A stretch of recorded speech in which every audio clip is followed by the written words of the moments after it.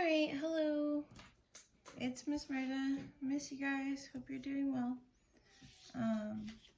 So we are going to start our Hygge Still Life. Hygge, as you probably went over on the slideshow already, is a feeling of comfort and joy and coziness. So it's something that we kind of see pop up around the holidays for sure. It's just like, I've never read the book, but apparently there's a book. It's like a Scandinavian idea. So there's a book on like the Scandinavian idea of Hygge and like how it brings you comfort, how different things bring you comfort. So it's really kind of focusing on plants and then like comfort foods and stuff. And then it also has to do with like comfortable materials, like maybe that you would sit on or wear, like socks or whatever. But we're gonna focus on the book, and then you can choose either between a coffee cup or a plant. It's kind of your option there.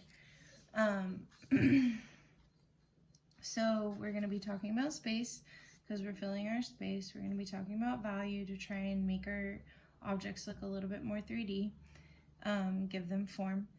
And then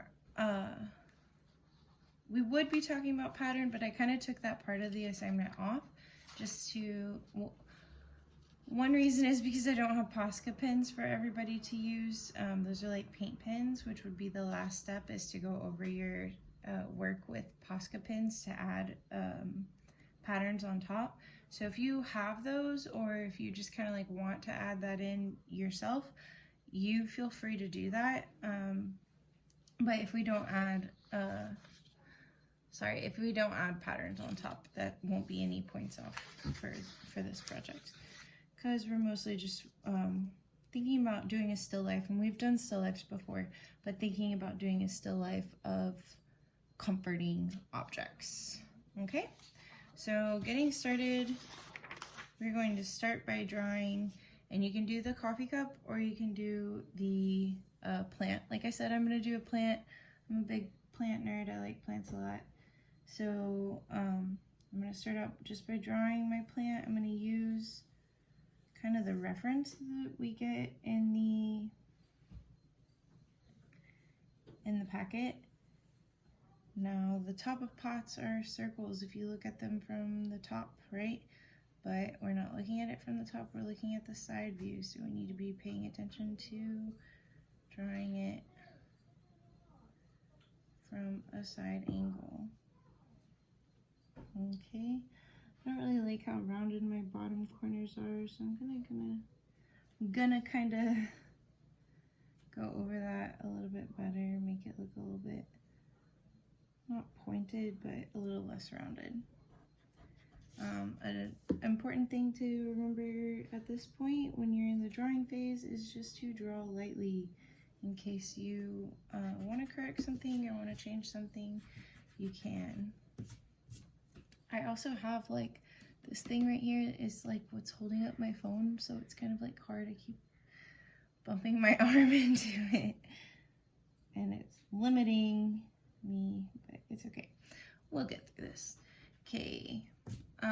So yeah, I have my pot here. I'm gonna kind of draw like the pot going inward, but then I'm also going to start by drawing like the, this looks to me kind of like either an aloe or a snake plant, if you're into plants.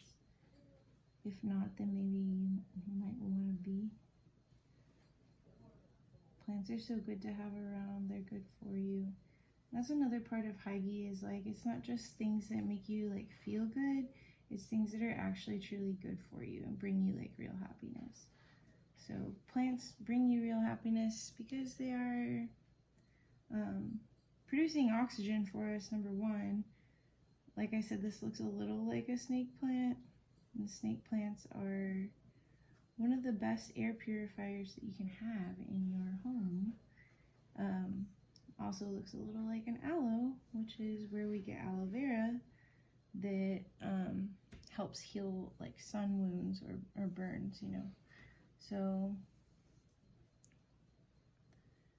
There we go. Kind of don't like how inward that one is. I'm going to spread that one out, make that leaf a little bit thicker towards the bottom. I'm going to do the same thing for this guy. Just make him look a little thicker as he comes down. That's the main trick to this type of plant, is just starting tiny and then getting thicker as you go down. So I'm going to put like one bigger one right here.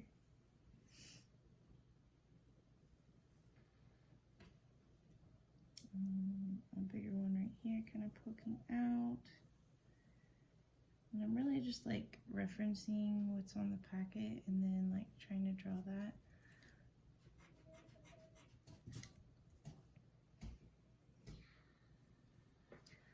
But like I said, you don't have to do the plant. You can do the coffee cup instead, if that's more your thing. We all have our orders that we like from Starbucks and stuff, right? I like their like dragon fruit water refresher things. Those are good. It's not even coffee, but doesn't come in that cup at all, but yeah. Okay. So there we go. I have my plant. I can tweak a few things about it if there's anything that I don't like, but I'm pretty satisfied with it. I like that it's a little bit heavier on this side than this side, rather than being like straight in the middle. I have a lot of plants here at my home, and plants usually grow towards one side. They usually grow towards the sun, right? So they usually are heavier in one spot than they are just like perfectly filling the pot. But you can do yours how you want. If you want it perfectly filling the pot, do you. You got it. Okay. There we go. And so I'm satisfied with my plant. I'm going to move on. I did say in your packet, it should say something about how whether you choose the coffee cup or the plant, you do need, sorry, it's hard to talk and draw at the same time. You do need to make it on top of a book. So it's kind of like sitting there on top of your book, which is kind of like sad for the book if it's a plant on top, because realistically, if you're going to be watering that plant, then you're going to be ruining that book. But, you know, I like books. You all know I was a reading teacher, so I read a lot. So I wanted to do two things that I liked a lot that bring me a lot of comfort and joy, which is plants and books. With moving closer to Thanksgiving, you can also be thinking about like the things that you're thankful for, right? So I'm thankful for my plants. I'm thankful for good stories to read.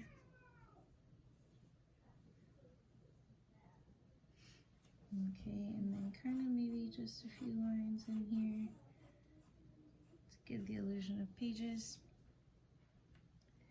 And then I'm going to come up on this side to make the long side of the book. We'll meet those two. We'll kind of draw where the pages end.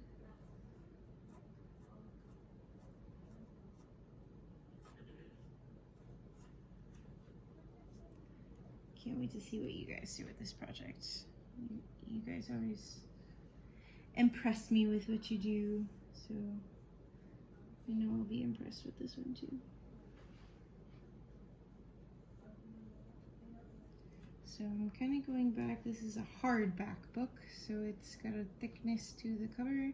So I'm kind of going back and making that thickness more apparent, more obvious. Adding to it. These straight lines are killing me, man.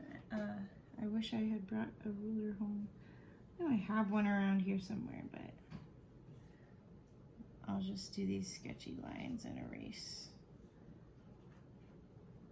But if you want to grab a ruler for your book lines, feel free. Okay, so now that I have that done, I'm gonna kind of connect it to the back. So the back of the book is just kind of leading off. And I want you to be thinking about foreshortening. So when things get closer, what that means is when things get closer to you, they look bigger. When things go farther from you, they look smaller.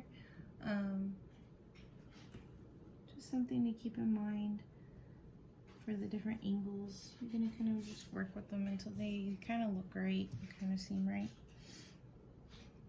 Okay. I'll add in my pages about how thick did I make them here. I want to make them that thick there too, so I'm using my fingers to kind of measure that out. So not a perfect measurement, but it will work. And then, like I said, just kind of using my fingers to measure. So my pages towards the back, not the back of the paper, but towards the back of the paper, like the book, are going to be shorter than they would be up here because this is closer to us. So that's kind of what I was talking about with the foreshortening. And then my book is running off the page, which is fine. If you don't want yours to run off the page, that's fine too. You can do it how you want it. This is your artwork, so make it yours. Okay. I'm gonna kind of add in some lines. They're sketchy lines. They're not, obviously I'm not gonna like draw every single book page on here.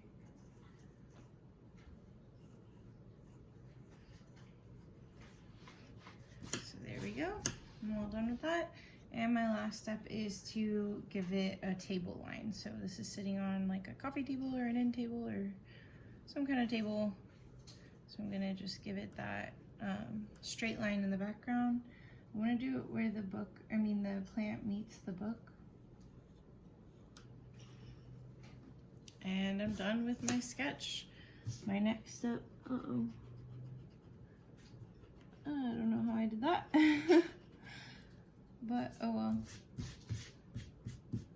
Okay, my next step will be to outline with Sharpie with permanent marker, and then I will go over it with watercolor. Make sure you use permanent marker. Make sure you are not using like the normal like fat Crayola markers. Those are water-based and they will blend and spread with your watercolor, so you want to make sure you are using the permanent marker or the Sharpie to go over your lines. That way they don't blend and spread. That way they stay lines where they should stay. All right, good luck.